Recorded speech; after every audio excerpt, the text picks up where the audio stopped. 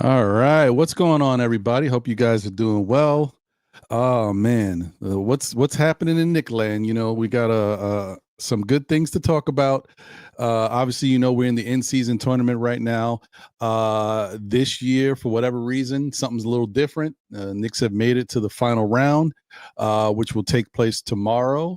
They're in Las Vegas, and so tomorrow they face the San Antonio Spurs. We'll talk about that. We'll talk about their victories over Toronto, their victories over the victory over Orlando, um, and just everything Nick related, everything that's going on with the team right now, how they look to everybody, how you guys feel about how their level of play these days, because it looks like it's still like I know it's they've been playing a good amount of games, so but I still feel it's a little early. But you kind of starting to feel like the Knicks they're getting it together. They got it going right now. I don't want to talk too much though. I don't talk too much. Anything can happen, but I'm feeling good about it. So we'll talk about that. I guess we'll poke a little bit at the Nick rumors. The trade stuff is still going. I don't know what's going on right now. It's crazy, but yeah. We'll tackle all that good stuff. And obviously, it's not going to be a show if I can't figure out a way to get some phone calls in. I haven't turned on the phone lines in a while, guys. So maybe we can do it tonight. And of course, as I say that, something bad is going to happen. It won't work, but we'll try, guys. Anyway, stay tuned. This is SKF Weekly. You are rocking with the best. You know what I mean? Forget the I got bars, Joe. You don't know about my bars. Let me stop. Wait, where's Wiz right now? He tell me shut up, Ron. Nah, you ain't ready. Okay, anyway, let's go.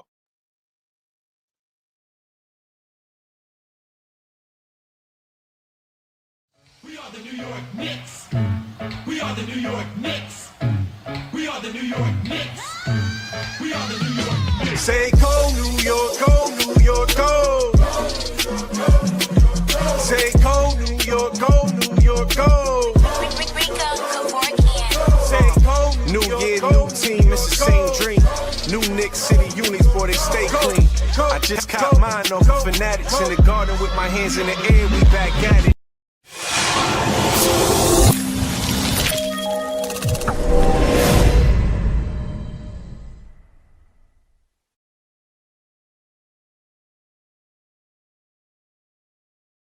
Hey, and we are back. You see SKF Weekly in the building.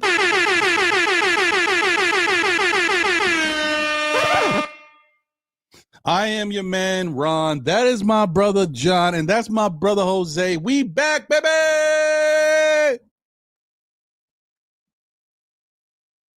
Y'all gonna get sick of me, right? I know. Hold on. More fire rhythm beats!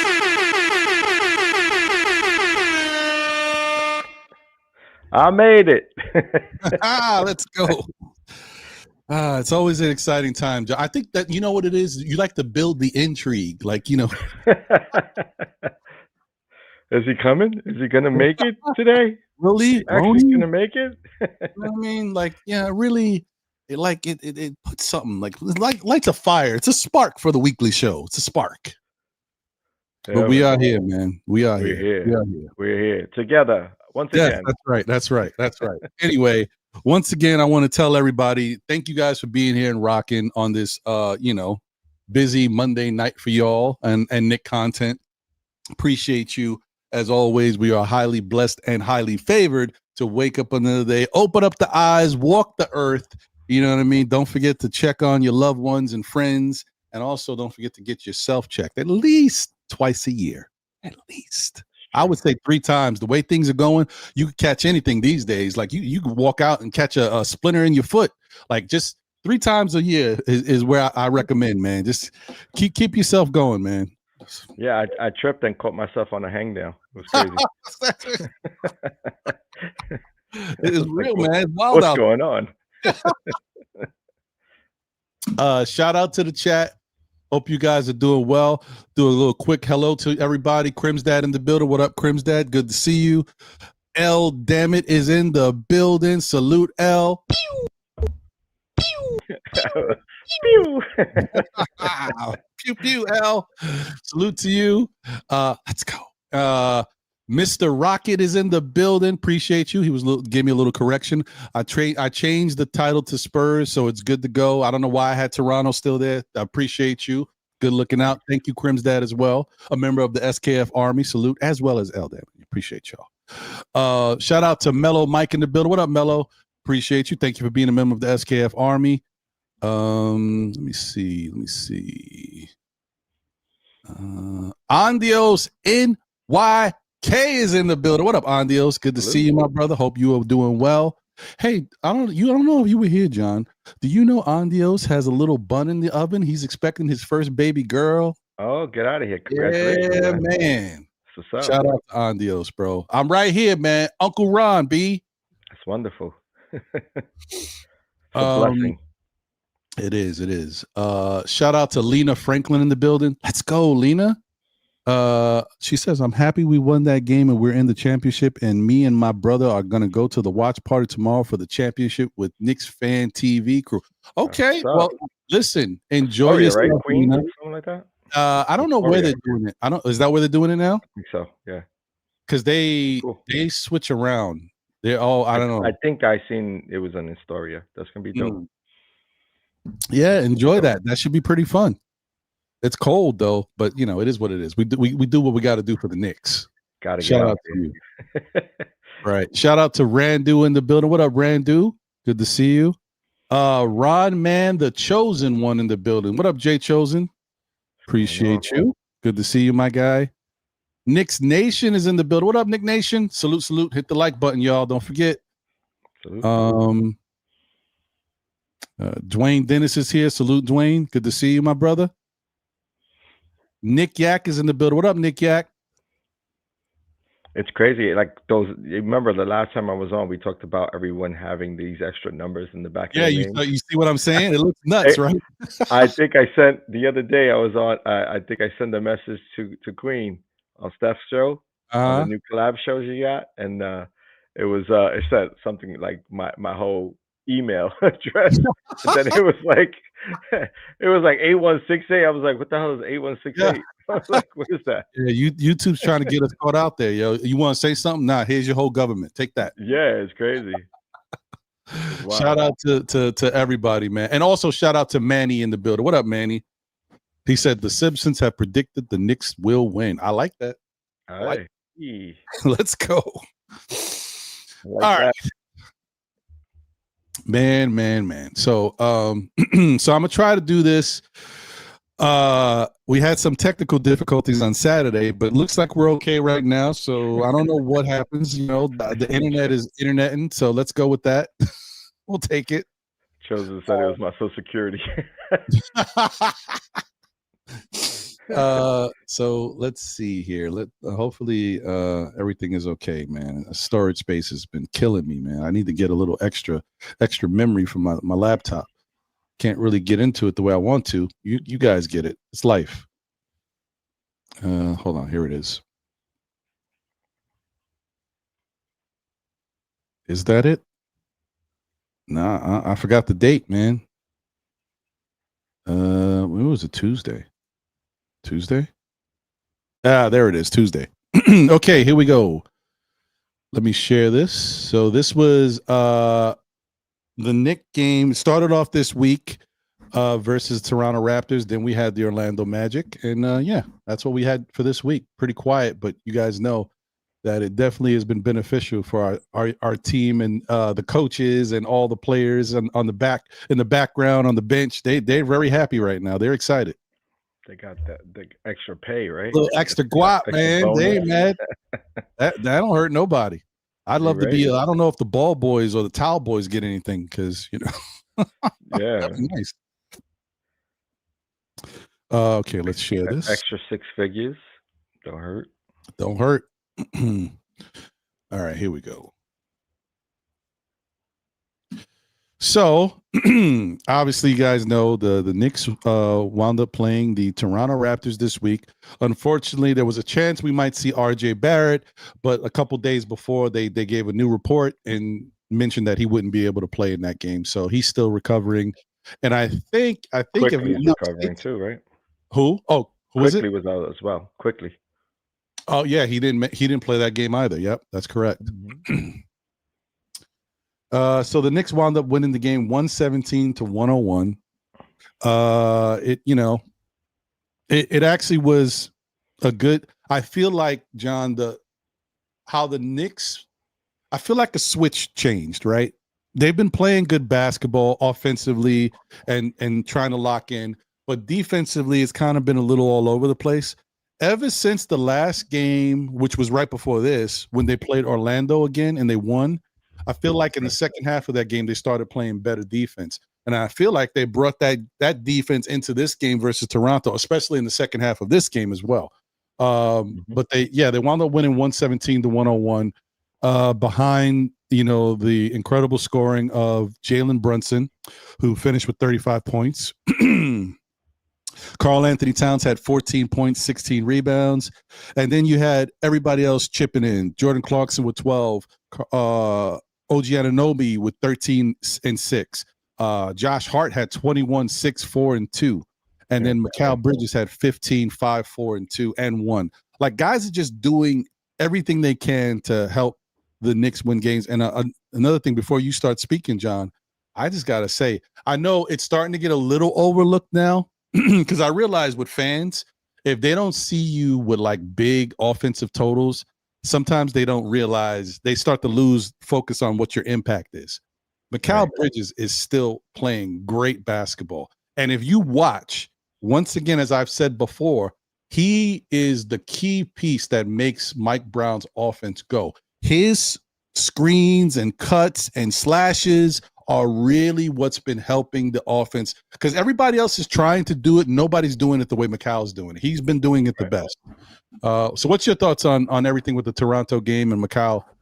Yeah, I mean, outside Mikal shooting it, didn't shoot it so well. Outside of that, they all had really good games. But like you said, it's the intangibles that count. It's look at the plus minus. He's at plus 19. Cat, even though he didn't shoot the ball well as well, a little under 50%. Plus 21. His rebounding was extremely effective. He was playing good defense, and that's what's been talked about right recently, is how he's been stepping it up the last 4 games on the defensive side of the ball, which is what we're going to need. He's been doing less of the flopping and, falling on the floor, and really, having a stable, sort of stable stance on the defensive side and offensive side. I haven't really seen him fumbling. His footwork has been solid, strong base, playing within himself. And I like what I see. It's been fun. It's been fun to watch. Yeah, I agree. And that's a fact, L. That's what life was lifing on the weekend. That's a fact. The internet was wild.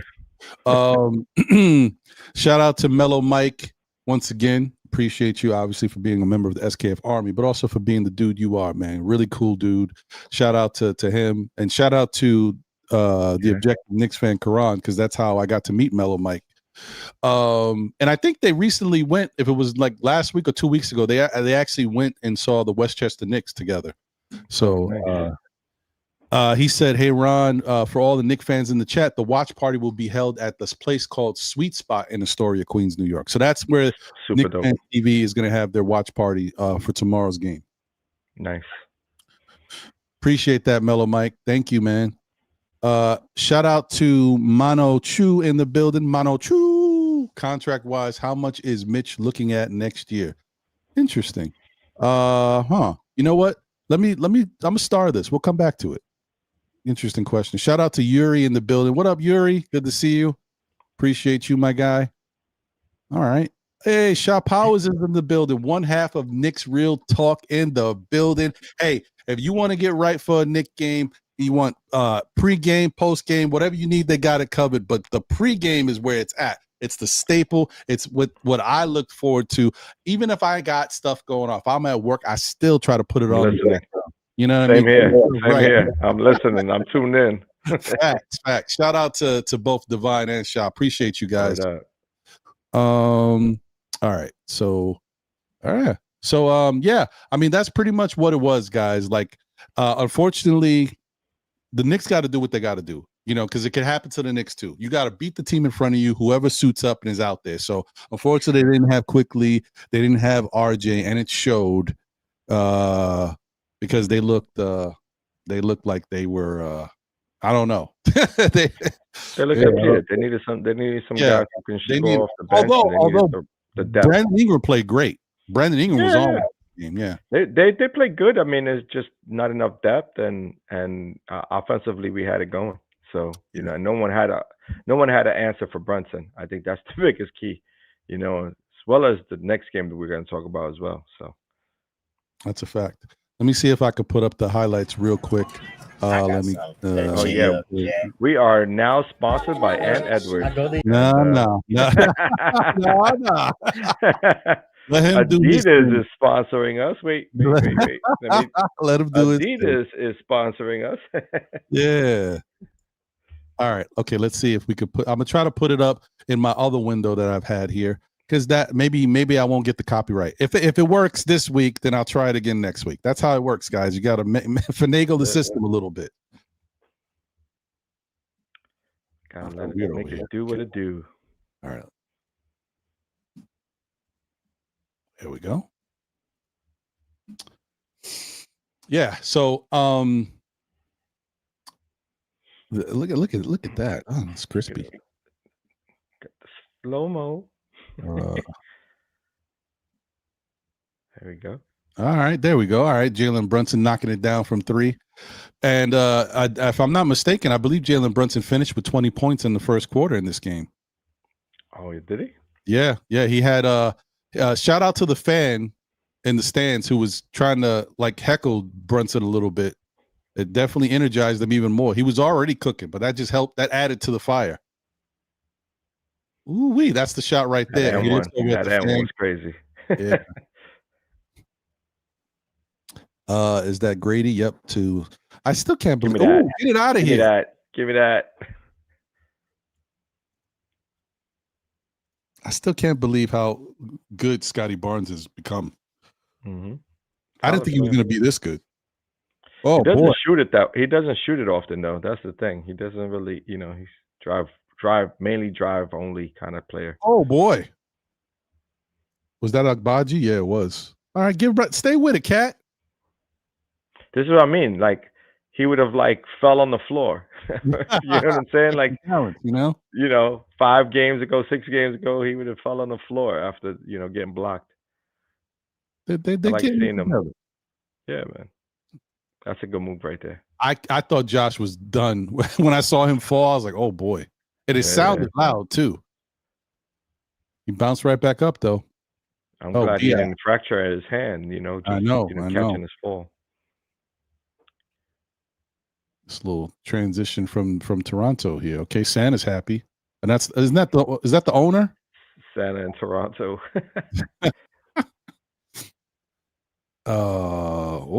Look at that. I'm talking about Mitch keeping the game together, man. He got to work on them free throws, but at least he be getting those reads. Yeah, I mean, he's still quality on the defensive side. So, and Hart's been shooting the ball well this year. Never would have expected it, man. I don't know how you get a swollen finger and shoot better. Makes no sense. He's taped it up too, right? It's swollen and crooked, and he's shooting better. It's nuts. It's funny. OG's been solid all season. Yeah, he's been solid. He hasn't got high level OG scoring game yet, but he's been right there. He's super solid. He's close. I don't think we need him to be though. No, the way they're playing now, they don't. Just continue to be active, knock down those open threes, and be aggressive. And that's all we need. Yes, sir. Oh, too many. There we go. You be flipping sides, man. No, I don't know why it does. Anyway, so that was the game versus Toronto. And then we knew that after playing that game, we were going to have to most likely see Orlando. Actually, I think Orlando had played their game before us, so they won. And so we knew we were going to face Orlando. And that was another get-back game, man. Even though we knew Franz Wagner was going to be out because he got hurt in the last time they played each other. Still, Orlando is always a formidable team, no matter who they have out there on the court. I mean, we know we lost the game to Orlando when they had none of the starters out there last year. It was terrible. It was terrible. So, but that's the thing. Those one of those teams that they push to the limit. They play strong defense. They're they get up on you early and often from the start of the game. They don't hesitate. They don't waste no time. Defensively on the defensive side, they got some grit and I think Jalen Suggs, man, had it going early, so which helped them get to an early lead, but we stuck through it. It's true. In this game, it was tough for a little while. Like you see the final score, Knicks won 132 to 120. But there was moments in this game where Orlando kept fighting back, and every time the Knicks would try to pull away, Orlando kept fighting back. Jalen Suggs was, playing with I don't know if it's the best I've ever seen him play with Orlando. He's probably had better games, but like me seeing him versus the Knicks, he looked incredible. Desmond Bane was playing. You could tell he was jacked up and excited to play and try to win the game. But outside of that, I don't know if I remember anybody else really locking in and having a great game. Like Suggs had 26, and Banchero had a quiet 25. Quiet 25. Yeah. Carter had a good shooting game though. Yeah, he did. He usually does. Carter's a solid basketball player. Like Carter's one of those guys, like if the Knicks needed an extra, tall body and he was out there, I would say that's the type of guy they should go get because he's solid. You know what he does. Right. And Anthony Black, it was good that Anthony Black didn't have a great game. That helped because he's a good young player, man. Wow. Interesting. But for the Knicks, the captain was captaining, man. 40 points, 8 assists, 4 rebounds, 1 steal. Like, you can't be mad at Jalen Brunson when he puts up numbers like that. Right. Mikal Bridges had 16, 3 and 3. Karl Anthony Towns was out. This was a game where he wasn't quiet, but he was quiet because nobody realized how phenomenal of a game he shot. He was 9 of 11 from the field. He had 29 points. I didn't even know he had. I didn't even feel like when I saw the box score, I was like 29. Right. I don't know. It's crazy. You felt probably like I did. I was like, well, OG had the second best scoring game, and then all of a sudden I looked up and I was like, oh, it's Carl. It was Cat. That was crazy, bro. I was like, I can't believe it.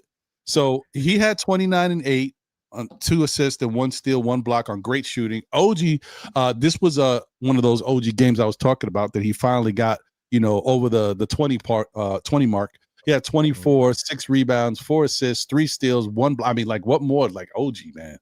Yeah. And then Josh Hart had 12 points, 6 rebounds, 6 assists, 3 steals, 1 block. Like these Knicks, those 3 Knicks, oddly enough, Mikal didn't really do it this game, but he's done it every other game.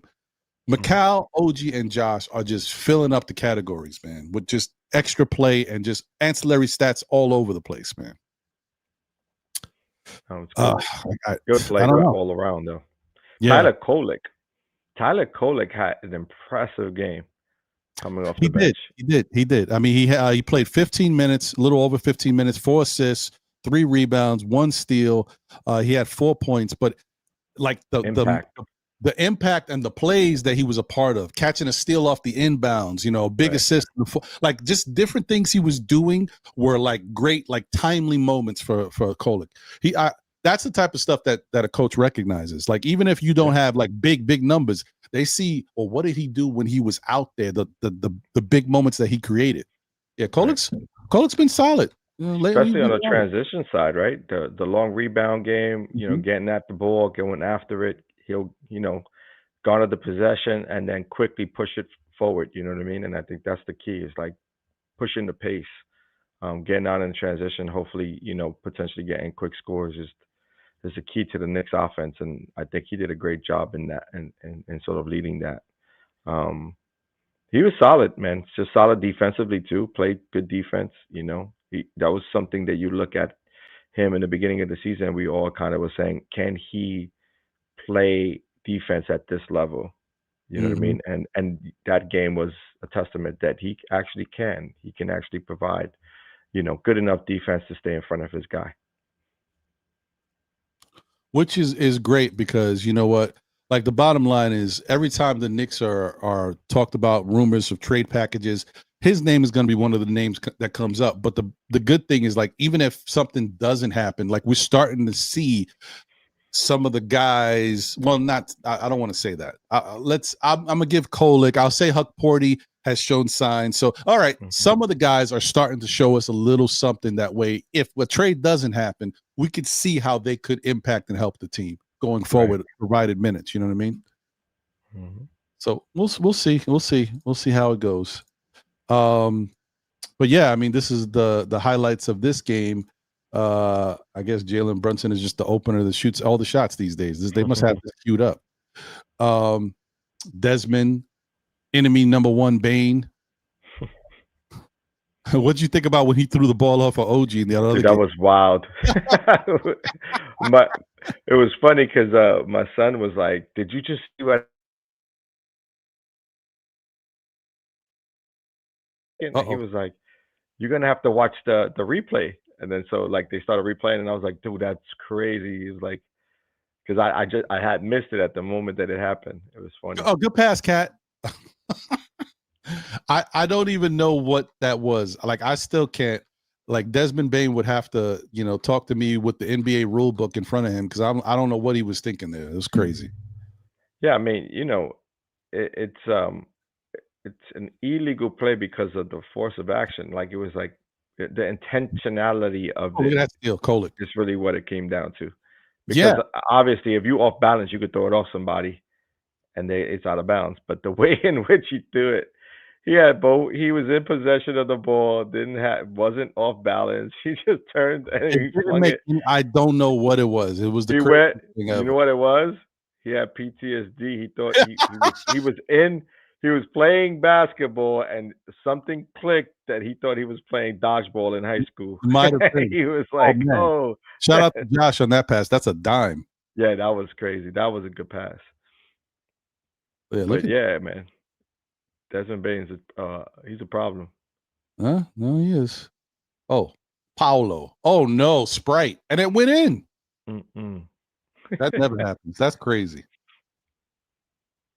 Oh, a little up and That was a under. good move. Mhm. Filet. That's the weird thing. That's why I like Desmond Bain. I mean, he's a good basketball player. That was a good No, drive that right was there. a nice drive by Power. Cat. Oh, look at the footwork. Oh, Jeez. easy bucket. Hey. Oh no, don't do it to him. Oh, Oh get no. off me. Listen, you gotta attack the lead foot, and he did it. He Yeah. attacked the lead foot. Nope. Mm-mm. Oh, get it out of here. Okay, Yeah. Mitch. Mitch finished with 9 rebounds in this game. Look at that. See, that's what I meant. Like that, Yeah. swinging the ball, getting Like, out in that's front. the thing. Like, that's the thing about Kolek that his style of play in this system, he can Yeah. make things happen. Suggs. Jalen Suggs getting hurt once again. That's where that's what's hindering his career in the NBA Yeah. is the injuries. Some The toughness he got. Actually, I was talking to Prophet Move. about him. Prophet was saying like it looks like he doesn't have a great he has an incredible skill set, but his NBA body, like he needs to do more work on his body, really strengthen his core and his muscles because he does get a lot of injuries. Yeah. All right. There you go. 132-120. Knicks with the victory, y'all. Let's get it. And so now we know that next up is the San Antonio Spurs. Somehow San Antonio, and it's not somehow, I shouldn't say that because we knew it could happen. They knocked off the OKC, Thunder.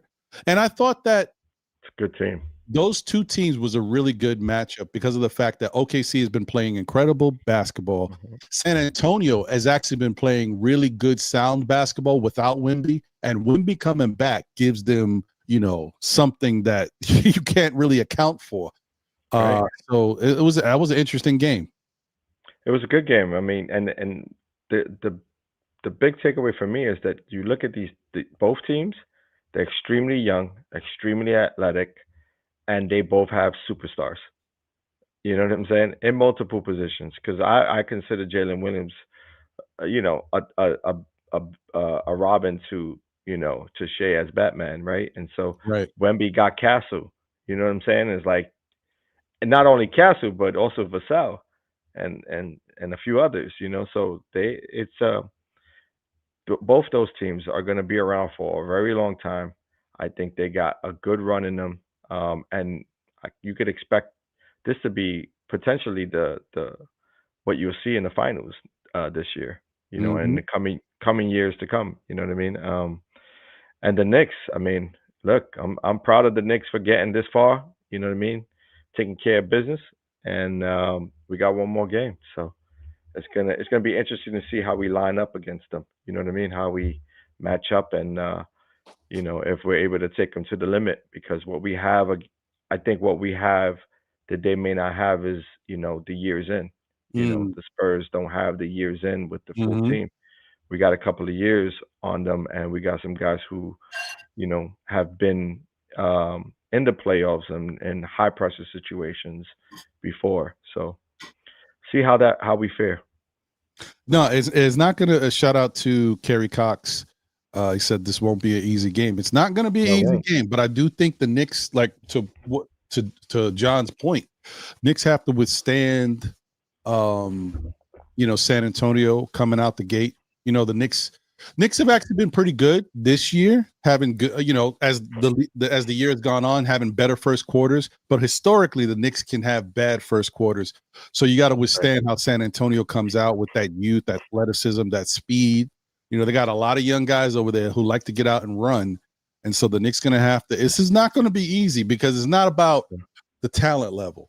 Do I think the Knicks are a more talented team than them? Yeah, and especially our core pieces. But it's about them dealing, from San Antonio's standpoint. I'm sure the coaching staff is going to want to make the Knicks run, especially the starters. Get them out, get them tired, make Use them the depth. move. Yeah, I can see that. I can see it. Use their depth and their height against us, because right now we have a matchup problem because Wemby, right? Yeah. Wemby, they have Cornette, they have Olynyk. Not sure how often they're going to use those guys, but if they use them, it's going to be a hindrance to our team because we don't have the depth on the bench. Now, the question is Wemby starting? I'm assuming he is, even though he came off the bench this last game, right? So if he starts, do you start Mitch on him? Do you play Hart on him? Like, what do you do? Caruso played well against him defensively, was up under him from time to time when he was guarding him. Do you take a page out of what OKC did? It's going to be interesting to see. I mean, I wouldn't be mad at trying that from time to time. I wouldn't want to see Hart on Wemby throughout the entire game. I would want to see him, seeing different looks, getting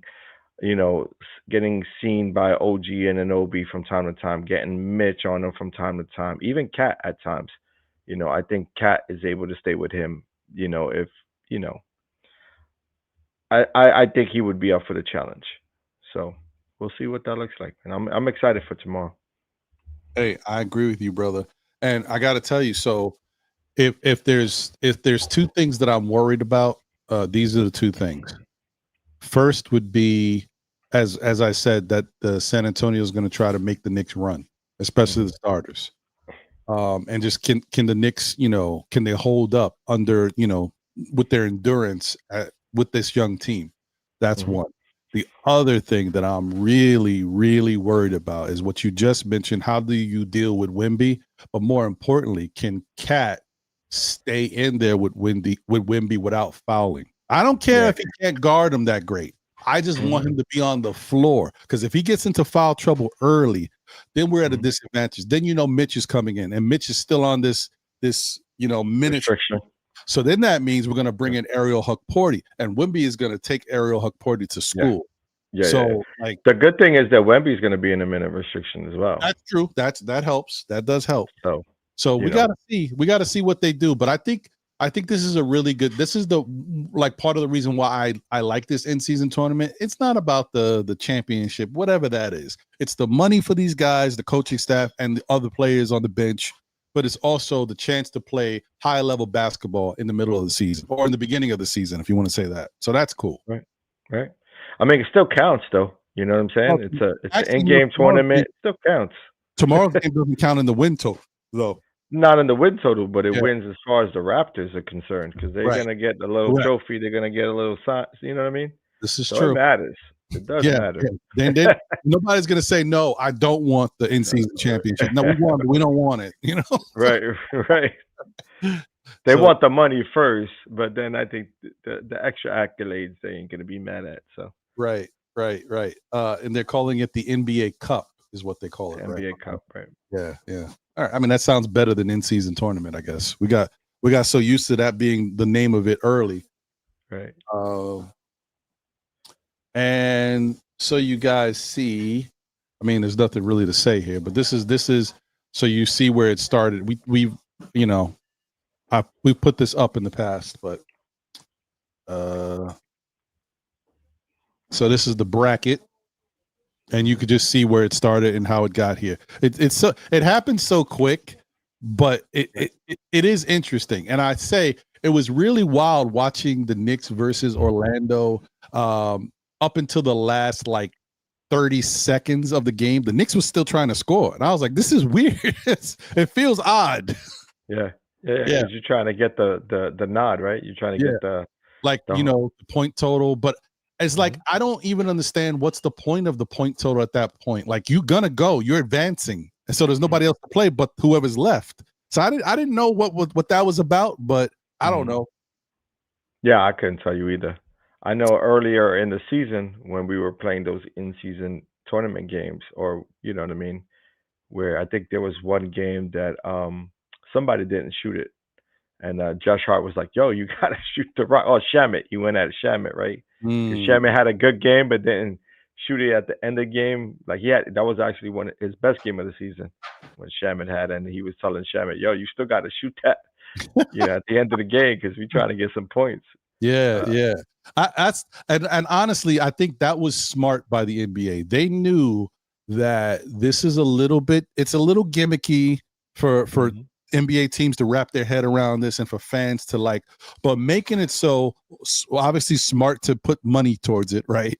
Giving these guys money always helps, but then making it so that you have to score points so that even the starters who are so used to, even if you're blowing somebody out, we got to take our foot off the gas. We may have to sit on the bench. And these games, that, hey, this is a day we could actually run it up. That's fun for them too. So, yeah.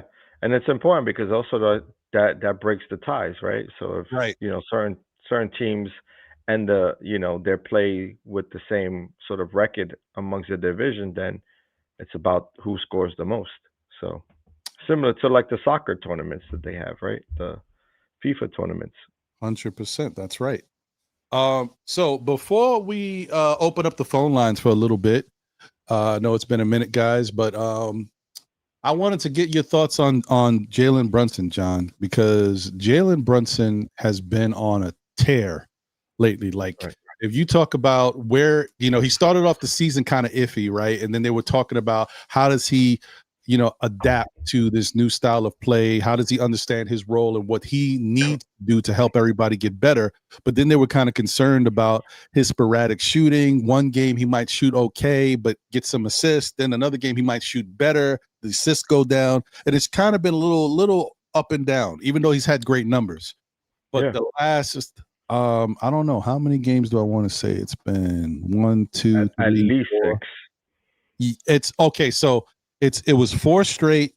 Then he had all right. So look, if you just look at his totals in the last 10, whatever, 33, 27, 33, 37, a couple in there, 18, 15, 26, then 33, 30, 35, 40.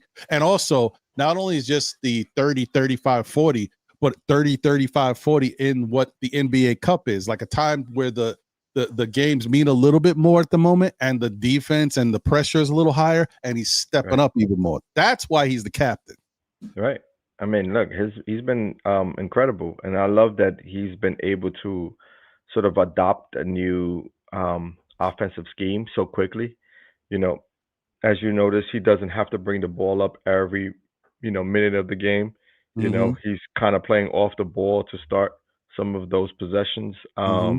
And I think it's helpful.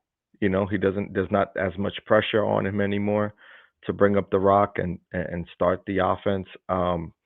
And he can play off of guys now, also get some easy buckets off of screens and, quick actions. I love what I'm seeing from him. I also love what I'm seeing from the coaching staff, and what they brought new to the system. You know what I mean? I'm really digging the offense now more so than in the past. The ball doesn't stick as often. That's another thing that Brunson is also has adopted too. He's you know doing his best to sort of get rid of the rock earlier. But when he knows it's his time to get into action, he's on cue. And he's knocking down shots. It really comes down to him knocking down shots. And he's able to do that at a high pace. And so, keeping the defense, um, uneasy. He's been able to drive to the rim.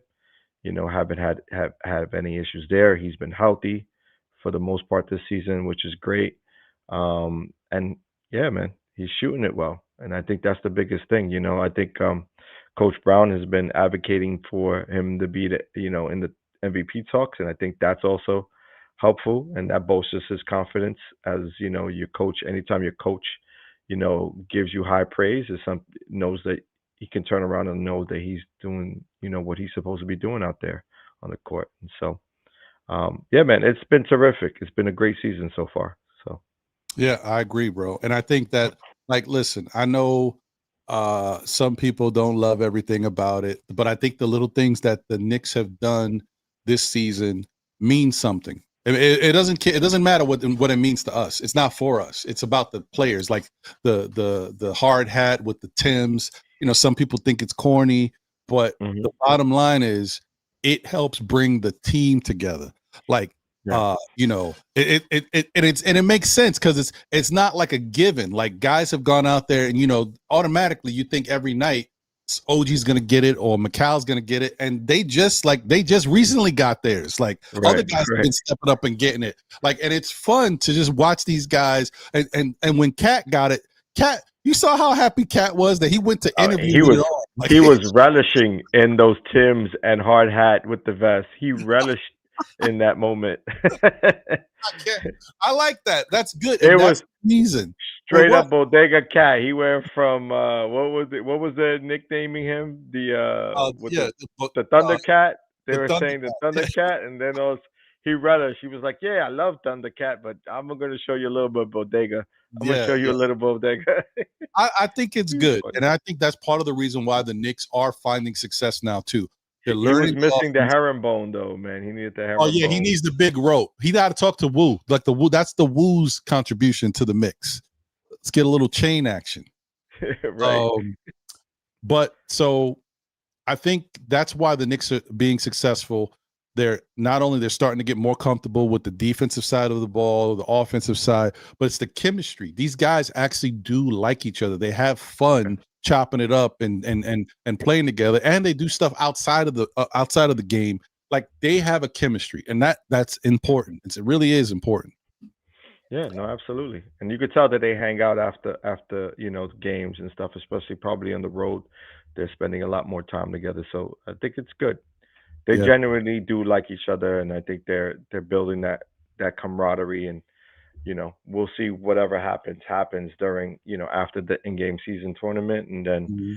obviously the trade deadline is around the corner, and so there's lots of talks there as well. And we'll get into it.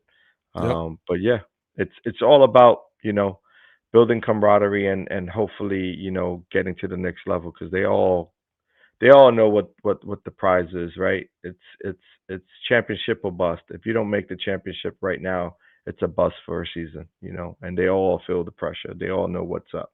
So That's a fact. Shout out to Nick Yak. He said Brunson every year starts good in season. Great. 49%, 40%, nothing new. 49 from the field, 40% from three. That's a fact. Shout out to Coach Sire in the building. What up, Coach? Shout out to Lotorious. We are. They is. Let's go. What up, Tory B? Let's go. Shout out to you. And back to Mono Chu's question real quick before we open up the phone lines. He said, contract-wise, how much is Mitch looking at next year? So I think Mitch is currently making 14. At one point, I think he was making a little over 15, but it's a de-escalating contract. So I think he's around 14 something now. So I would think, because of the going rate and some of the stuff that other centers have gotten, I think I did this about a month ago when I talked about guys like Nick Claxton and, not the big name guys. We're talking about the other dudes, man, I'm thinking of the other names. Second tiers, right? Second tier guys, right? They were making around 19 mil. Mm-hmm. So, and I think Claxton is making a little bit more, but I think he's around 19 or 20. Of course, they do a little bit more than Mitch, but what Mitch does, he does at maybe a higher level than them. So it kind of equals out in a way, because no one rebound. Of these guys that I'm thinking about, none of them rebound the way Mitch does. Right. Defensively, he's just as good as any of them and can get the same amount of blocks or more at a given time. Like we just talked about the last game they played, Mitch had 9 rebounds and 4 blocks. So he's definitely impactful. I don't know, John. I think from a Knicks standpoint, I don't think the Knicks can really offer him more than 18 mil. But I don't know if that's what he wants. So I don't know. I mean, I think there's been conversations, right? I think there's sort of some behind the scenes talk of Mitch Robinson's team talking to the front office about what they would potentially like to see in an offer. So again, it comes down to like what we can afford and what we in position to potentially receive come trade deadline. Obviously we're in communications with the Milwaukee Bucks and a few other teams. I think what are the other teams? I think there was an ask about DiVincenzo as well. Mm-hmm. So DiVincenzo, Alvarado. Although Alvarado, I don't know if we were checking in on that unless it was just apparently they are. It was? Yeah. Okay. Yeah. But I think like from a Knicks standpoint, I don't know if they're looking at either of these guys as we need to make a move to complement what we have now. I think these are in case moves, like in case they. I agree.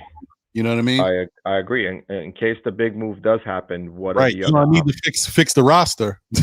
100. I mean, you're gonna have to, right? Because you're gonna deplete your team at some point, right? Yeah. Like you can very much assume that there's gonna be a couple of players gonna be at the very least a 3-team deal, which is gonna include a couple of players and then some hopefully draft capital coming in our direction, if not towards the third team.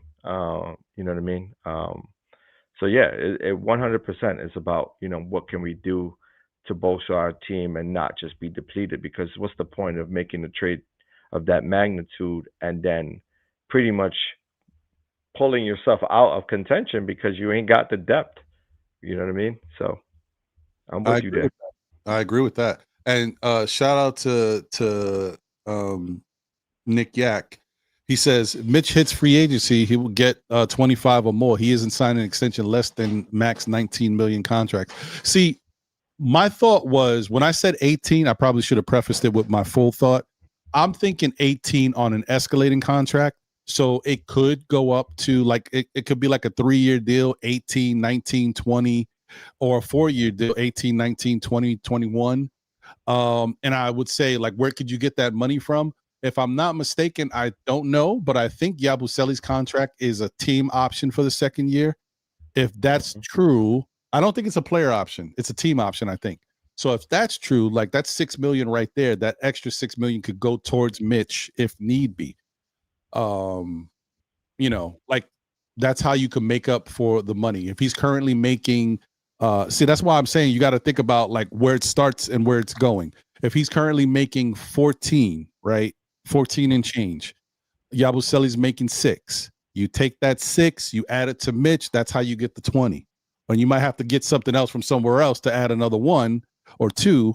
So I could see maybe 21, 22 on an escalating contract, but give him, the homeboy discount. Let's start low and go up. Some are saying that, I mean, on the chat, they're saying Yabu is a player option. If that's the case, then if it's a player option, the Knicks are kind of screwed. Yeah, I thought it was a team option. That's a mistake. Shout out to you, Prezi. Appreciate you. Yeah, I don't know what we're gonna do in that situation then, because the Knicks don't have a lot of flexibility. You guys, we talk about it all the time. We all know that. You're not gonna see, and Yabu is somebody like, if you had to make a move to help Mitch, okay, you can let him walk. You're not gonna let Deuce walk to give Mitch more money. You know what I mean? Like, they don't have a lot of options. Shamit won't really help move the needle. He's not making enough money to like appease Mitch. He's only making like less than $2 million a year or $2 million a year. That's not enough. Like, so you need some help, or maybe like a Pacom Dadier, but he's still on the contract. So I don't know how rookie contract. We're in trouble. I don't know. They're gonna have to figure. Yeah, man. I think I think their biggest play is, depending on whether or not we have a play for Giannis. If we don't, then Mitch stays. If we do, then he's going to be packaged out for some other players, and potentially, to get back, viable contracts. You got to match the money, so you're going to need player for players. So we could assume that he's going to be packaged out with a couple of other players. So, and I don't even understand that. I haven't, shout out to you, Nick Yak, for providing the info. I don't have Fritz here, our fellow capologist. But so you're saying Yabu has players option. We can't offer Mitch over 19 per year extension, same as Hartenstein. We were limited to what we could extend. I don't understand why we can't offer Mitch more.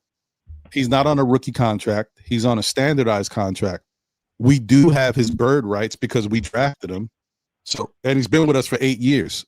So I'm confused about that. So I don't know why we can't offer him more. I need some extra help to understand how that breaks down. Hartenstein, I knew we didn't have his bird rights. I got it.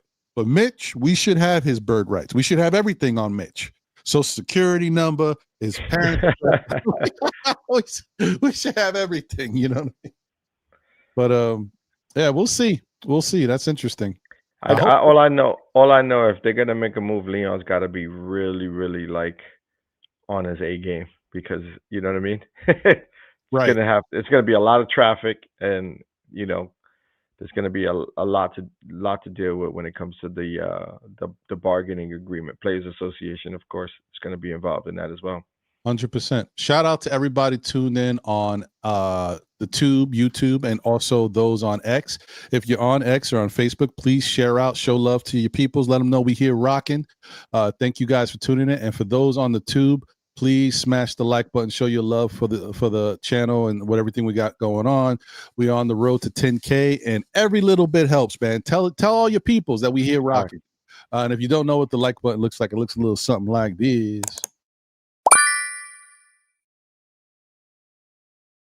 Appreciate you guys. So let's open up the phone lines for a little bit. Take maybe a couple calls, at least before the night is over. And let's get it cracked.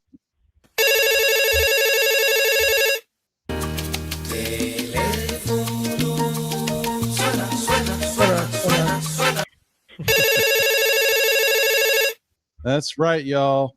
That number is 347-305-7280. Once again, it's 347-305-7280. Oh, first call up. Yeah. What's up, caller? You on live SKF Weekly. Your name and where you're calling from. Ron, how you doing? Oh, what's happening, my brother? What's going on? How's everything? Can't complain, brother. I'm feeling good. How you feeling? All right. So you opened up the phone lines again. It's been a long time. I know, man. It's been a minute. Anthony Collier in the building. So Are you? If the Knicks have I just got a question. If the Knicks have a chance to get Giannis tomorrow, would you do that, or you're not? You're going to bulk? Well, I wonder what John feels about this. I would say personally, me, if the Knicks could get Giannis tomorrow, and it takes, it's tough, man. Okay, so yeah, so let me yeah, what's it going to take? So that's the thing. Realistic. So, So if you want me to be real, or you want me to be what I want? Well, I would hope they were both.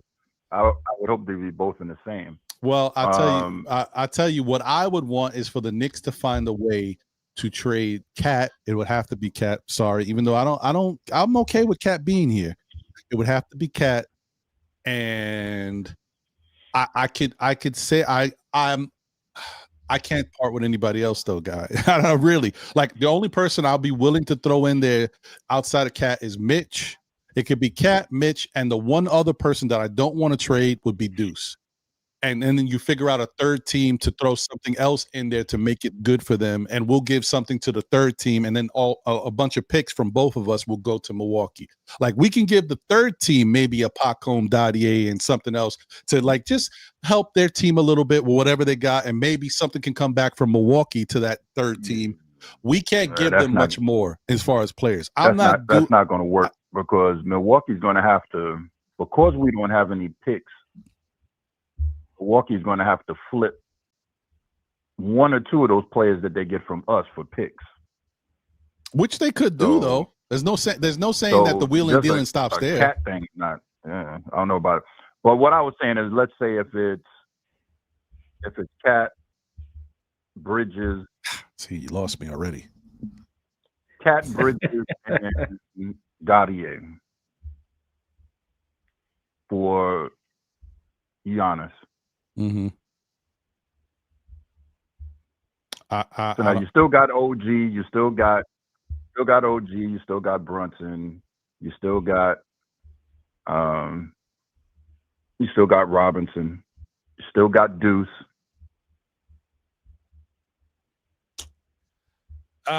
It's crazy, bro. You know what? Because we have a new coach and a new style of play, or it's changed a little bit. I feel like Mikal Bridges is even more valuable than OG. But that being said, I won't trade OG. And I don't think Jalen Brunson is going to let the Knicks trade Mikal Bridges or Josh Hart.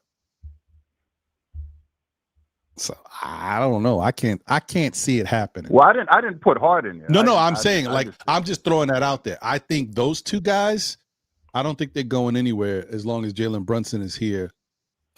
Because I think that they gotta keep things going the way, they gotta keep some type of chemistry and camaraderie, and those guys have a built-in innate chemistry. So even though OG hasn't done anything wrong, I'm just saying if there was someone that was gonna go, I would think it would be the bigger contract guy who does get hurt here and there. I'm not saying that's where I would go. I'm not trading any of them. I can't do it. I don't see the point of it. Like I love Giannis, and I think he'll come here. He'd be great, but Giannis can't win by himself. Like Giannis and Jalen Brunson can't win by themselves. They need these other pieces. So I don't know how they would make it work, though. John, what do you think? I'm gonna be devil's advocate. I think they can. I think they can make it work. I think it doesn't matter. You get a guy who's an MVP candidate almost every year when healthy. You maximize his ability by having a guy like Brunson and Josh Hart on that team. I think the reality is that what do you build around those guys, right? You got the grit in Josh Hart. You got the MVP style player in Giannis Antetokounmpo, who you need 2 or 3 players to guard him, right? That's without question. He's a generational type player. And then you have a Jalen Brunson, who's probably the best in-game footwork that we've seen in quite some time, right? And so he's a bucket getter. Giannis doesn't need to shoot in order to score. He's going to get to the rim. He's a great assist guy. He's great in transition. He's a great defender. You get all of those intangibles that come with that MVP. So it's really just who can you bring on that's going to allow them to flourish. You need shooters. So what additional moves are you going to be able to make? What you get with Bridges and OG is the guys who can defend one on one, right? But you still have that in Giannis. Let's not forget. People tend to forget that if you remove one of those guys, you still have Giannis Antetokounmpo who can defend anyone one on one. So you don't lose anything there. What you lose is the 3-point shot. What you lose is defensive, sort of team help defense. What you gain in out of the Kumpo is a rebounder, right? Which you get in Josh Hart, but you get even more so with Antetokounmpo. So you're not only able to out rebound teams, but you can get out in fast breaks as quickly as you can, right? You can get out there and run. And so that's the key element for me. Like you have an opportunity to bring a Giannis in, you don't hesitate. You do what you need to do to get him in here. Now, the Knicks' hesitation in the offseason, from what I can see, it's more on the concern of saying, can we give up? Can we play this out and give the least amount out, and in order to garner Giannis? Because right now it seems like Giannis holds the keys to the car. He's pushing the limit. He's saying the only team I want to go to is the Knicks. He hasn't even explored any other team. So I think they knew that going in. And I think that's to the benefit of them playing the waiting game. And so he knew what he needed to do on his side in order to get a trade done to New York. Now the question is, can we pull the trigger? And I think we may be able to. I think what's going to end up happening right now, it's going to be depending on what we see tomorrow. If we go out and we look like trash, 100% moves is going to be made right away. There won't be no hesitation. Now, if we win, there's going to be a lot more calculated decisions that need to be made. It's going to be, how did we look on the court? Who was, the X factor on the court? Was it Cat? Was it Macau? Like, they're really going to have to do some deep diving into those games and looking at film and seeing and also including Brown in these decisions as well. But I think we'll be crazy to believe that Brunson holds the key to how we move forward, because at the end of the day, it's a business, and it's about bringing in those funds. And a Giannis from Greece, that's big time right there. He's gonna make, like, the impact and the money that's gonna be brought to NYC just on that alone, name recognition. There's no telling what could happen. So I think Brunson doesn't hold the keys moving forward. Unless we stay where we're at. I think if we stay the way we're at, then he holds the keys. I think if we move forward, then he no longer has a say. It's going to be all about, the team and, what Leon brings. Sorry, guys. No, you good. I mean, listen, you could be right. You could be right. I agree with John. I agree with John a lot on a lot of his points, especially with it depends on what happens tomorrow. I think tomorrow is going to hold some decisions are going to be made depending on what happens, tomorrow. How the Knicks look against a young athletic team like the Spurs. I think that's going to play a part in any future decisions that are made. And I don't know if the Knicks are the only team that Giannis wants to go to, but me personally, nobody's ever told me this, but I just think personally Nike wants Giannis in New York more than anybody else. I think Nike is pushing Giannis to be in New York. Not to mention Brunson at the Kobe situation right now, because he's doing these Kobe. He's doing his own versions of Kobe's. That's with Nike, and so you just bring Giannis into the mix. It's just going to be, great for Nike, great for New York. I think you're 100% on the money with that one. And also, what you're saying about Brunson not being the sole, holding the keys to, or any moves that are made. I mean, I'm pretty sure he didn't want to use he didn't want to lose Dante, but Dante was put in that trade to get Cat. So, if you got an opportunity to get Giannis, I was fully on the Giannis train at the beginning of the year. I was fully on it. I was like, look, whatever we got to do, we got to get him. But seeing the way that the team has been playing the last couple of weeks, it's tough. So, you don't want to lose that chemistry, but it's putting Giannis with Brunson and a OG or Bridges or whatever the case may be. That's something I'd like to see. So it's tough. It's a tough decision, but no, it'll be made tougher. It could be made tougher if we win tomorrow. If we win tomorrow, those decisions become a lot tougher for the organization, for the front office, just because it's like you just gave it an opportunity. You've seen what we can do when we gel, and then how do you then break up the chemistry that we just seen right in front of us? And so it all comes down to whether or not we win that game tomorrow. If we win, Cat may have held his own enough to keep himself here for until the end of the season, because again, there's a possibility that Giannis doesn't go anywhere. That's true. But the other thing is we could lose tomorrow's game and still look really good. Like Cat could go out there and drop 30 we lose. There's movement all the way. We cannot lose tomorrow and expect to keep the same team. There's no way. By 1 point. What if it's a game? Doesn't matter. I don't know. Because money talks is business. It's all about business. Cat ain't gonna sell more than Giannis does. Well, that part is true. So it's business.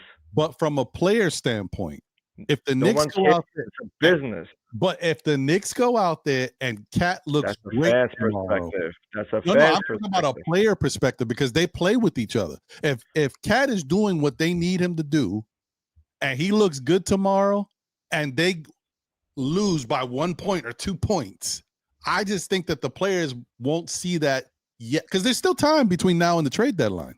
I'm not saying this is going to be what it is. I'm just saying there's still time to evaluate it. Should I say? Absolutely, but the players are going to be salty. I just right. Cat is who he is, and he's not going to change. He might have spurts here and there, but he can't keep his hands to himself. He's got to touch somebody. He just makes ridiculous fouls when you don't need it at the wrong time. He takes shots where you just wonder, why did you shoot that?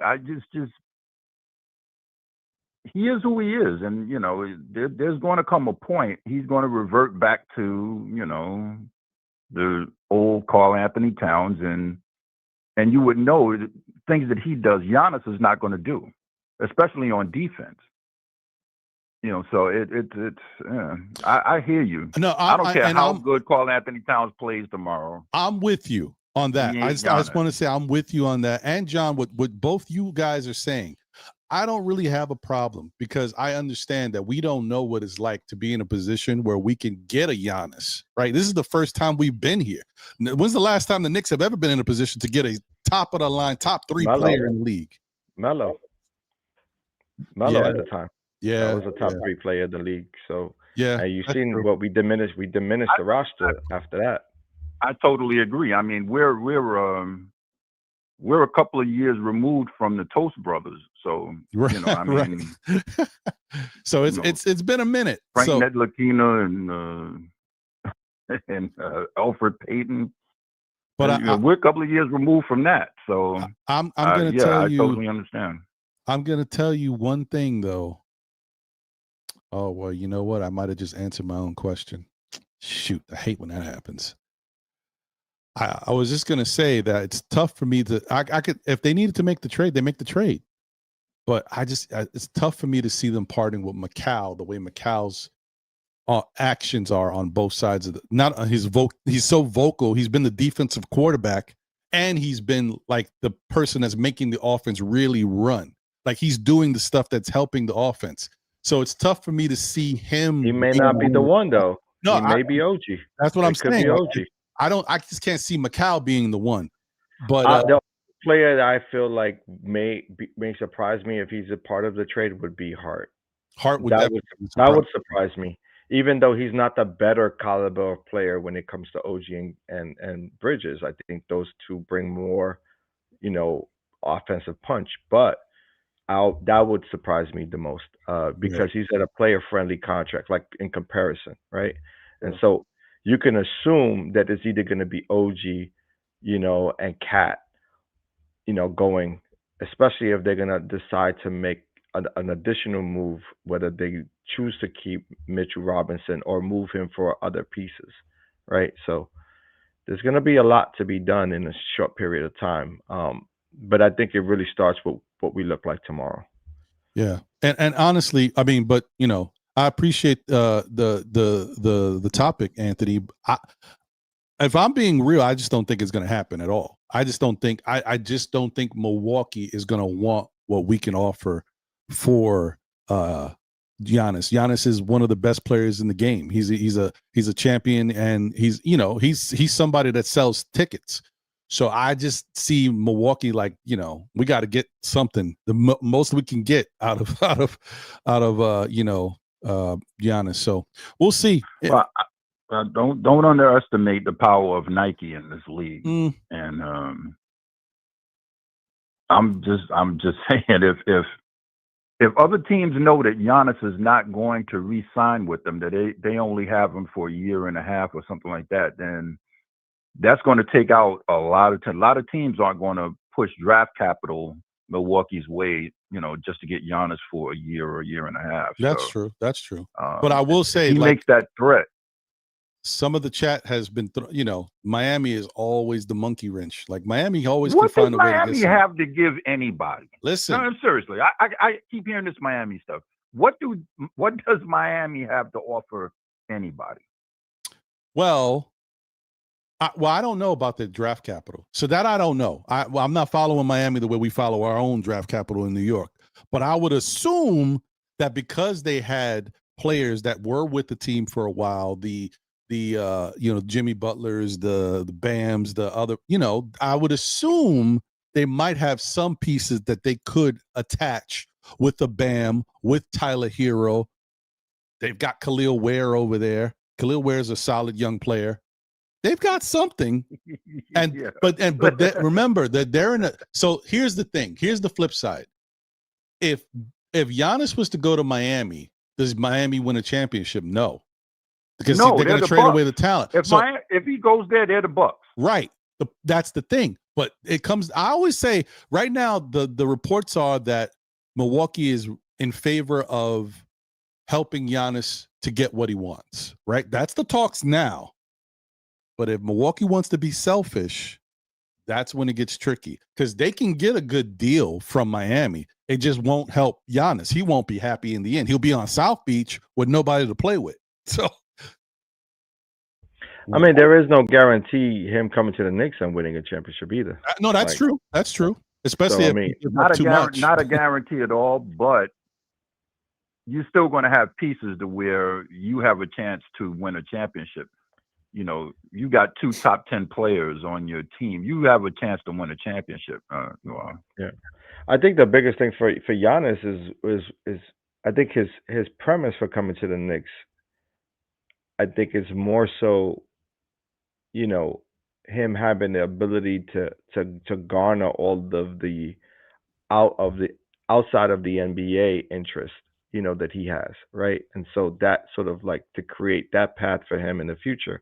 He's kind of thinking, what is my retirement plan looking like, right? And so New York is the place where he wants to be to sort of enjoy that part of his career. And also having the opportunity to win because he knows that the Knicks are going to spend the money. He knows Dolan's willing to spend the money.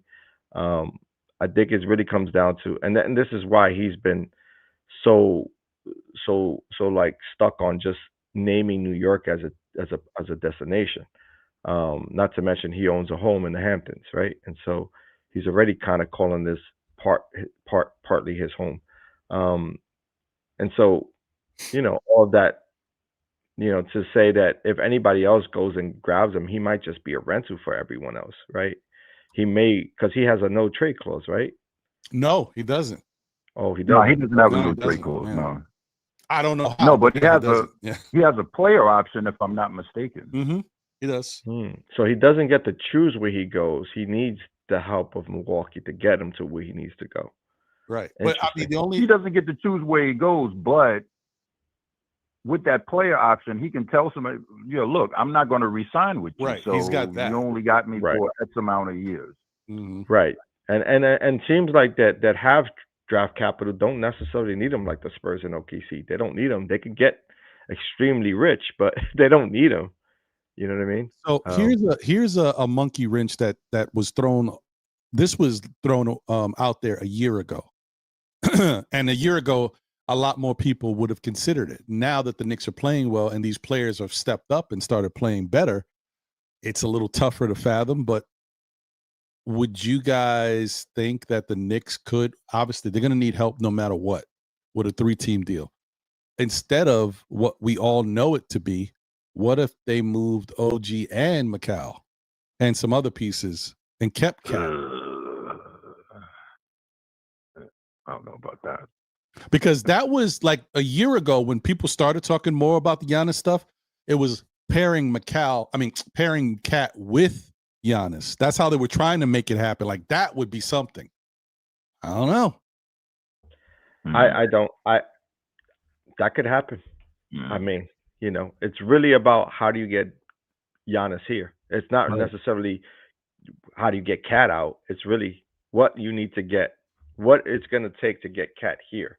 They're not, you know what I mean? And then after that, they just fill in the pieces, right? It's not necessarily has to be Cat. It could be any of the sorts, right? It could be Mitch with someone, right? Doesn't necessarily have to be Cat. So it could be Mitch and OG. Keeping Cat could work, because then Karl Anthony Towns can do what he wants to do and, be on the perimeter and shoot threes all day. So it could work. I just, I wouldn't want to give up OG. But you got to give up something to get something. And that is the flip. That's the flip. See, that's how you know if you really want him here. Because instead of Cat going out, you say, okay, and I'm saying, like, of course, we have to up the ante. And they've got to kind of meet us with the money, right? But OG and Macau would equal up and actually be more than what Giannis is making. But then you have to give them something that makes sense too. And in our case, especially if he does want, and if him and his agent do want that type of money, then most likely Mitchell Robinson would go in that too. And that's 3 key pieces you lose, but you bring back Giannis, you keep Hart, and obviously we're going to get something else from somebody, whether it be something back from Milwaukee and a Bobby Portis, or it's going to be something from a third team. I don't know if I'm not happy with it, but somehow, even though I don't want to trade OG or Macau, if you told me they're both going and I get to have Giannis alongside Cat with Brunson, for some reason I'm better with that. I don't know why. I don't know.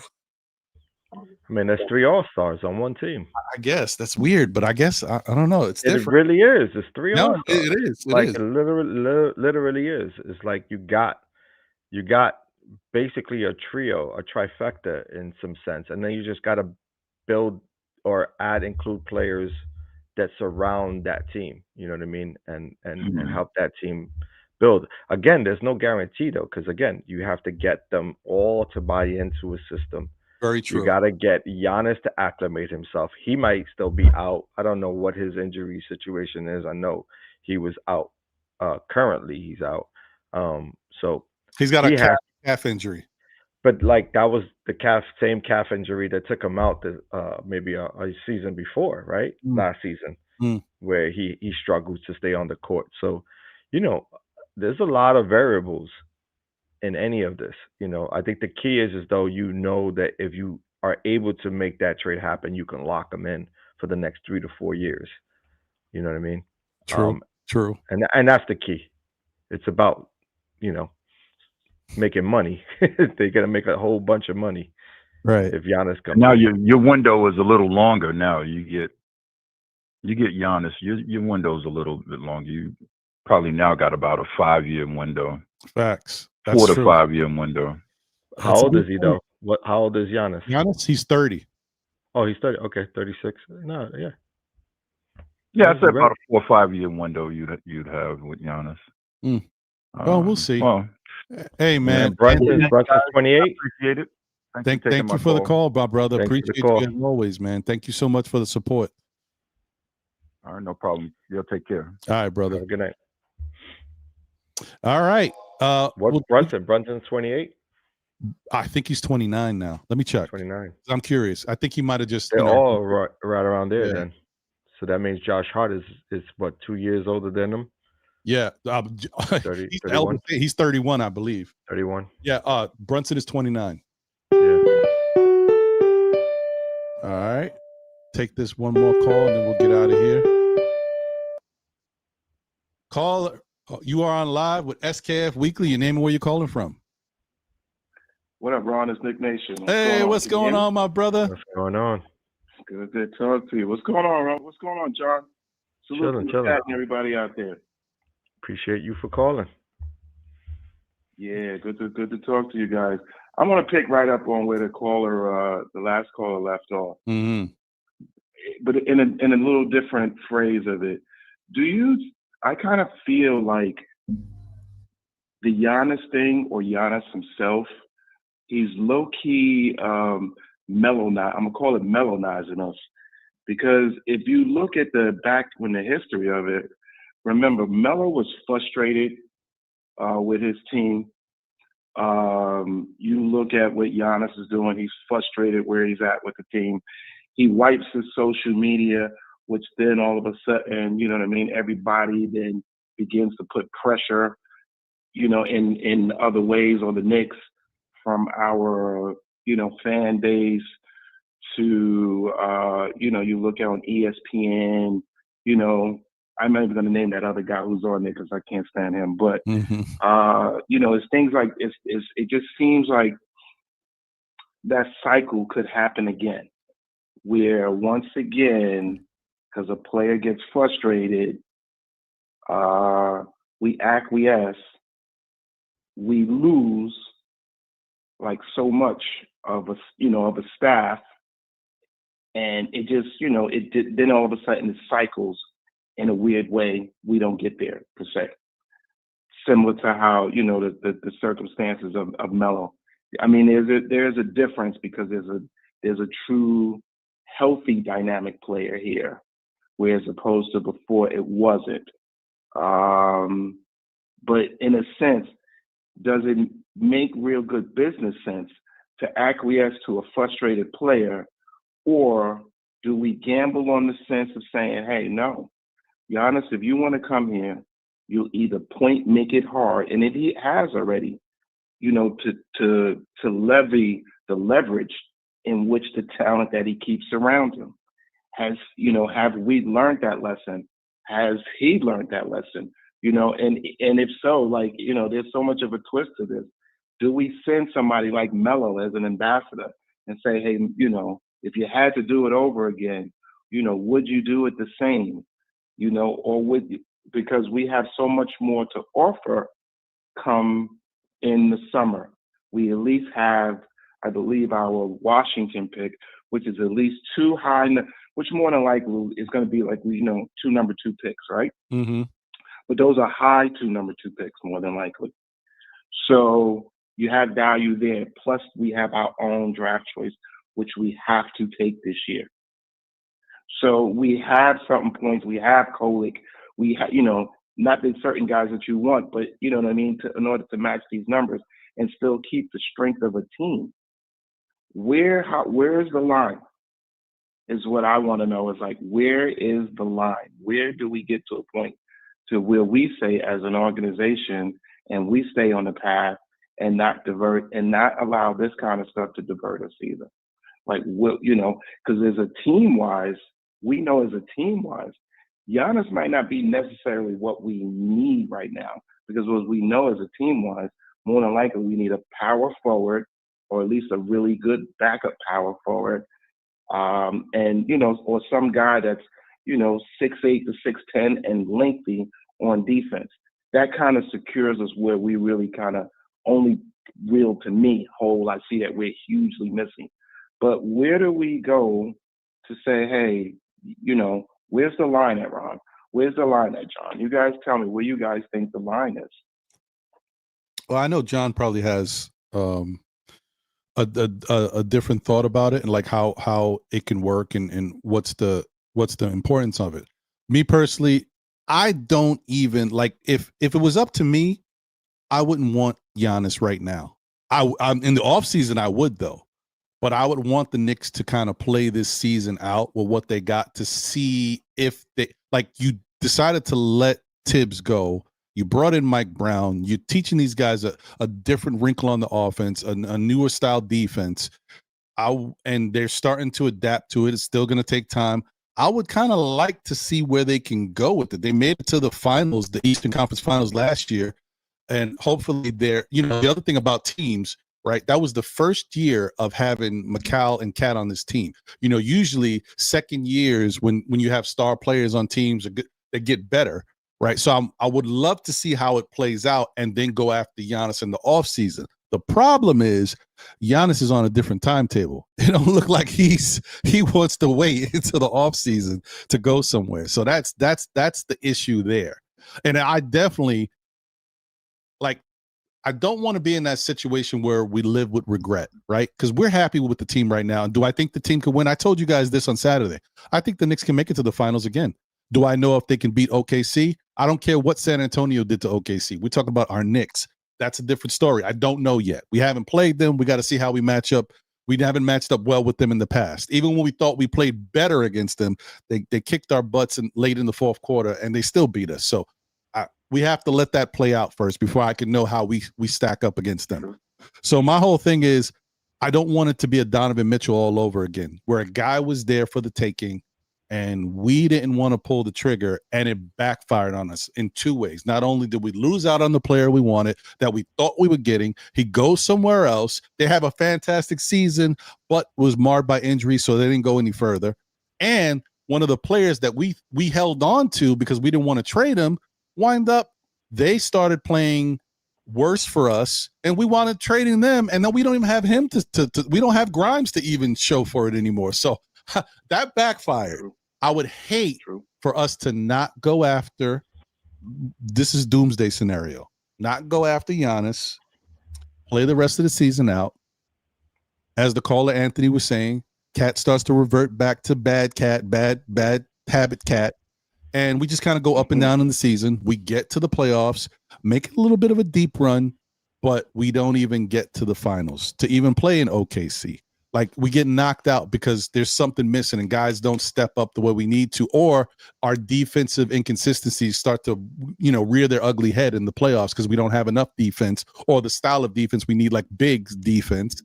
And then we watch Giannis go to some other contender and they ball out. Like that would be the worst case scenario. So I would hate that. I'm just saying if Giannis is real and the Knicks can really make a run for it, because we just talking because New York is on the minds, right? We don't know if the Knicks can really get him, but if they can really get him, I think you got to explore it. And you got to try. You can't just, toss it aside. Anyway, John, what's your thoughts, bro? I mean, it's funny that part of what you said was not necessarily true. You had stated something about, and I think it's partly because we're Knicks fans. So in our minds, we beat the Pacers to go to the championship, but we actually never went there. So, no, I meant the Eastern Conference Finals. Oh, okay, because I heard championship. I was like, to the finals. I was like, finals. The ECF, not the final finals. No. You had me for a second. I was like, we made the finals. I was like, I feel you. We should have made the finals. I was hoping. But yeah, I think the line. I mean, it all depends. I mean, from talking from a business perspective, which this is what this is. It's a business opportunity for the New York Knicks. They're gonna make the move. The line is about the business. It's not necessarily about the fan base. It's not about the players. It's about the business. So the business of making money is Giannis Antetokounmpo. There's no question. He is the moneymaker. He is the one who's going to put butts in seats. He's going to bring a whole different demographic to the stadium. So you're going that line is pretty much there. That's where the line lands. So if you can get him, you go after him. From a player's perspective and from a fan's perspective, you do kind of have this inclination of wanting to keep this going and seeing how far you can take it.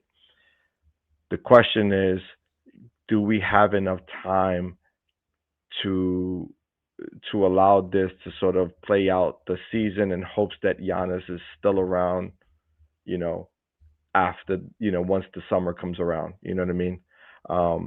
And whether he may be interested in other suitors, right? Right now, you know that his interest is here in New York. He wants to play impactful games, and he wants to be available in the playoffs to play, that caliber of games. And from what it looks like, he already has camaraderie with some of the Knick players already. Mm-hmm. And so I'd say you go like Ron just said, you go explore and you find out if this is can actually happen, because I don't think you're going to get a secondary opportunity like this. And to be honest with you, that 3-4 year window is going to close very quickly, because you got Shea, you got OKC, who's killing. They're only going to get better. They have draft picks out the wazoo. They have multiple draft picks this upcoming season. They're just going to get deeper. You got the Spurs, who are already deep, who are also going to get deeper. They're going to get better, and they have an alien out there who has 7. What is his height? 7'6", 7'5". What is it? It's ridiculous, right? It's like when you look at him playing in the games, he looks like a grown man playing against children. It's wild to see. True. He barely has to jump to dunk the ball, and it's like alley-oop off of inbounds. It's like there's no defending that. So the reality is that you're not going to be able to contend with those two teams if you're not going all in. And you have to go all in with superstars. This is where we're at. So that's what I have to say. Yeah, I just think it's so much, but I just think that if he really wants to win, he won't try to strip a team that he's going to. I think you know what I mean? If to me, otherwise I'm doing it for more so the money. For the aspect of just, my livelihood. But if he is, to me, he would wait. He would understand the nature. He's been in the game long enough. He's old enough. He's got a family. You would know the nature more of the business and say, hey, no, I'd have to wait, because if we can offer more on the summer, you as a player, there's no guarantee points. But if I could go to some point that's more of a strength, why wouldn't you want to do it that way? Why would you, try to even think about suggesting the point to the trade when it's just not, it's not right. So is that a player that we really want to have? I think with players like this and at this high magnitude, you got to take a deeper dive and see what's behind it, the mental, the whole aspect point of it. We know Giannis definitely fiercely wants to win, but at what cost? And is he just is he just because he's estranged from his family? Because from what every report says, his family no longer lives here. The flight pattern, as they keep saying, is, from New York, from Kennedy, back over to Greece, once a day. So is that something that has something to do with it? Like the caller said earlier, Nike has strength. We know as a business sense, that's 50 million might be in the first year of jersey sales, because he's that big of a figure. But I just think that if we as a team or as an organization, if they look to that in that sense and strip this team down, I think if we don't win, it's an unforgivable offense. That to me is hard. It is, but the Knicks fans are still going to pay the tickets. We've seen Galloway as our starting point guard. Like we've lived through countless and countless of iterations of what, and we sell out.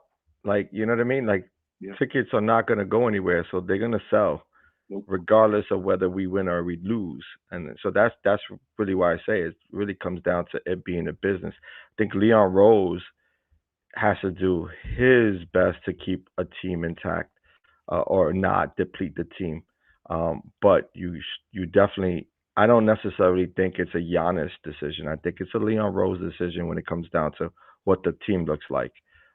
That's his role. That's his responsibility. I think Giannis is going to do what's best for Giannis and his situation. True. Very well said and true. This is all tough. Right, guys. Yeah. No, I just wanted to call in what's name. I'll certainly listen to the rest of the show. Thank you. All right, brother. Thank you for the call. Appreciate you. Have a great night. No doubt.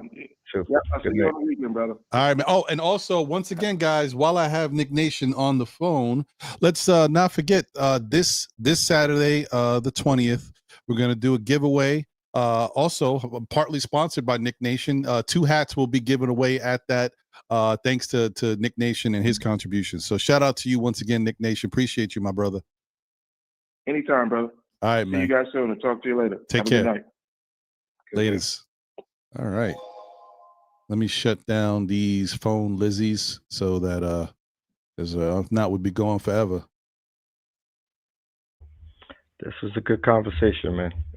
Yeah, definitely, man. Like this is what's on the mind. This is what we're talking about. This is what we have to kind of look at going forward. This is what's happening. These are the type of problems that as Knick fans we haven't had to deal with in such a very long time. And even when we were good, I don't remember a lot of trade talks back in the Patrick Ewing days. So I don't remember them that happening in the same way. And players weren't moving like that either. Right. Like really, it was like, we were surprised when Barkley moved. Remember when Barkley went to Houston? We was like, wait, he's moving. He's not going to be with the Sixers. Exactly. Oh, he went to Phoenix. He went to Phoenix first, and he was like, what's going on? That was kind of the first you one. didn't see a lot of it happening in that regard. Like this is just different. So I mean, some people say that maybe the writing's on the wall. We're gonna find out. We're gonna see, because personally, I don't know. We're gonna listen. I'm going to enjoy tomorrow's game and root for a win, because that's what I'm hoping for. I want the players to make it hard on Leon Rose and the front office to try to move those guys. So let's go get the win. I agree. I think that's how it should be. I'm with you on that 100%, my brother. Let me move that. Hey, went back to the regularly scheduled. You know how we do. Yes, sir. No, I think it's this one. Yeah. So, but I did have, I while we were talking, I guess, some stuff was coming through, and people were, sent me something, because apparently this has been in the works, and there's proof of, maybe, this has been happening behind the scenes for a little minute now. Let me put this up for you guys. So so look, like he's already in the uniform. Look at Melo back there. Like this is already. That looks like AI.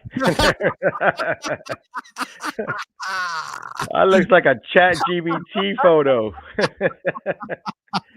Cat don't even look like he was in that photo. What's going on here?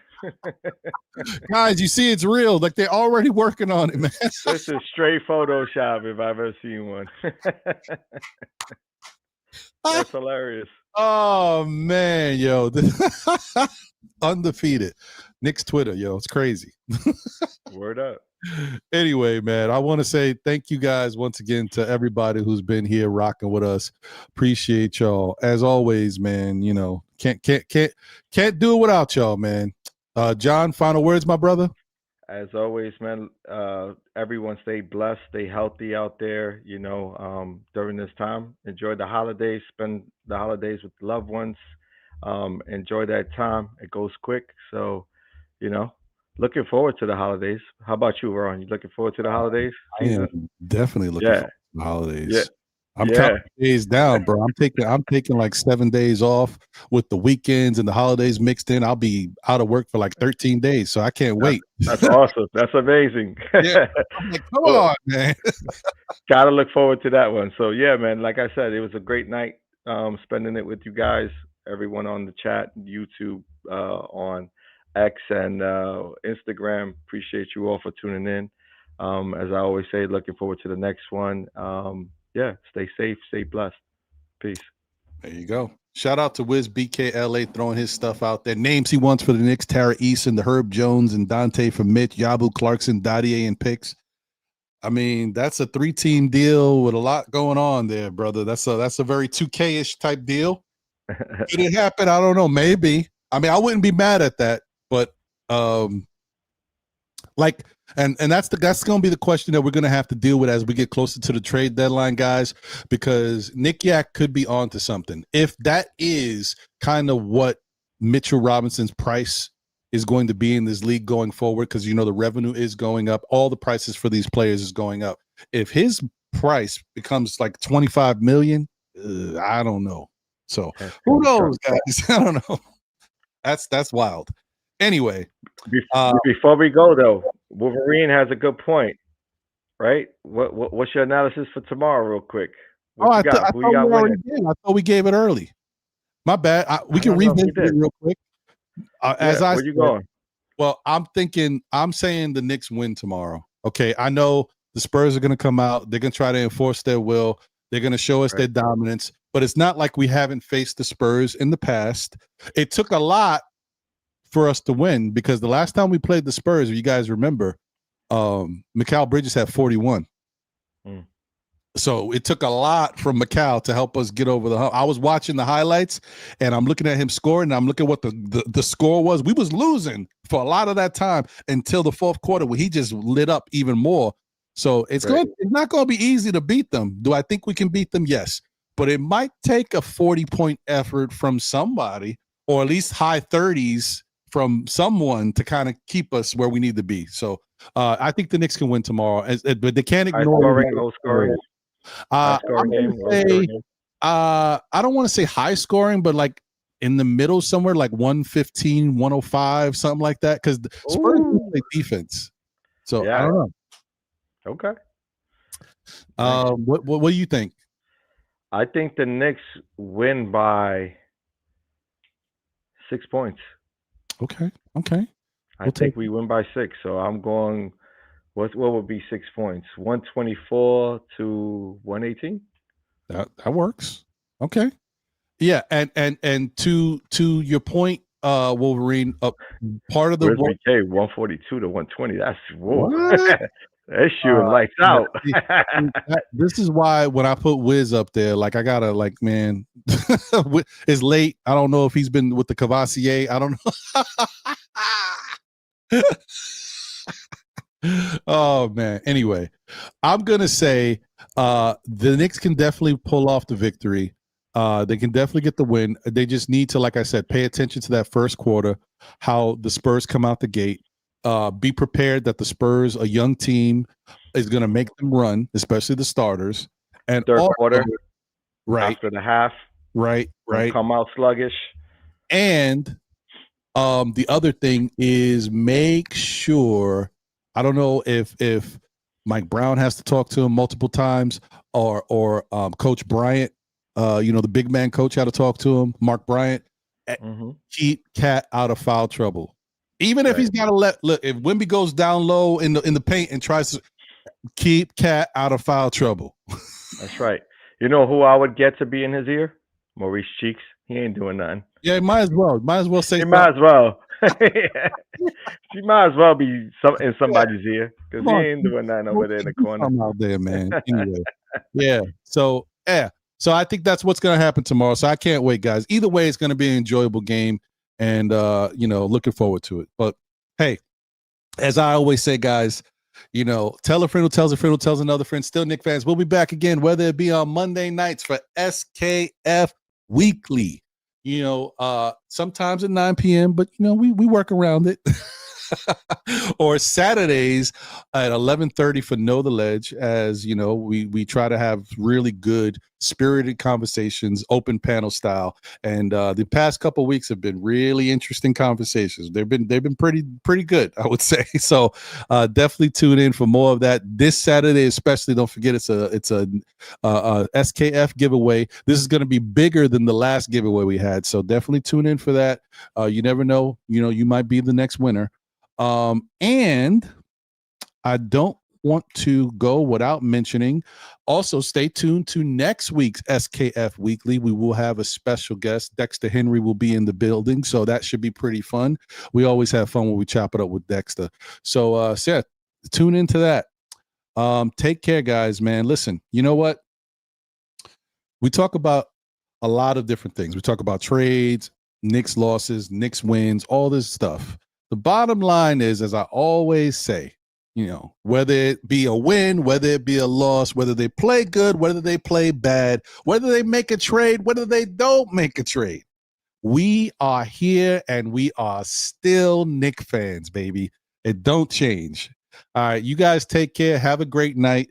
And try to get your rest, because tomorrow's going to be a big day. Even though it's in season, it's still the NBA Cup. It's fun, and it's a chance for all these players to get a little extra something in their stocking stuff, a little 500 G's. Nobody ever be mad at that. If I knew I was playing them all for 500 G's, I'm ready. What up? They win tomorrow. I'm DMing Brunson for me. I'm like, yo, what's up? Let me hold something. What I mean? Listen, we just want to. I might have to DM him too. I'm like, listen, we just want to talk to you for 5 minutes on SKF. Listen, because I don't even want to talk. I just want to hold something. Let me get some dough. Let me hold a little. I hear that. I'm with you on that. For all of our support over the years, we might. You know what I'm saying? For all the blood, sweat, and tears. Word. I'm with you on that, man. Listen, you guys have a great night. Take care of yourselves.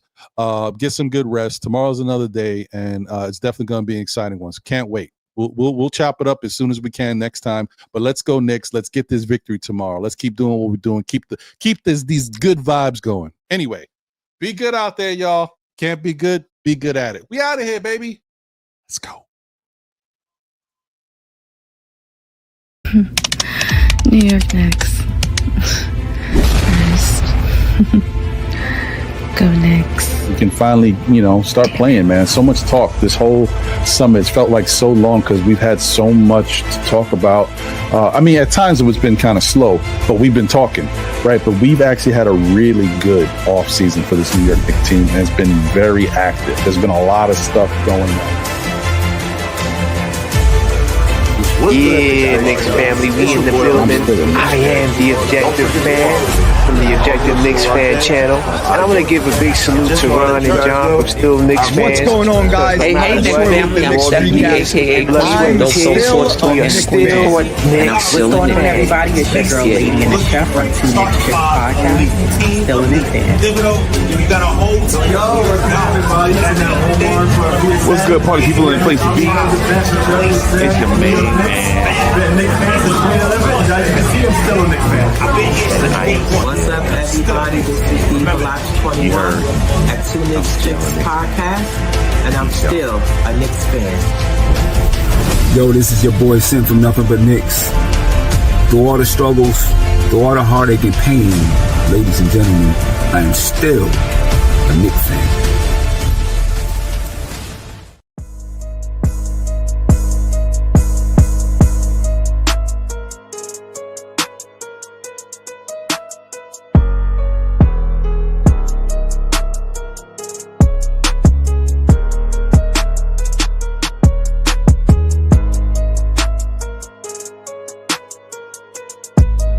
Peace, y'all. This is Apollo Reed from the Garden Knicks crew.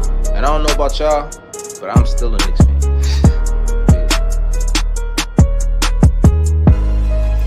I'm still here. We're still here. Still Knicks fans. It's a fandom. It's a lifestyle.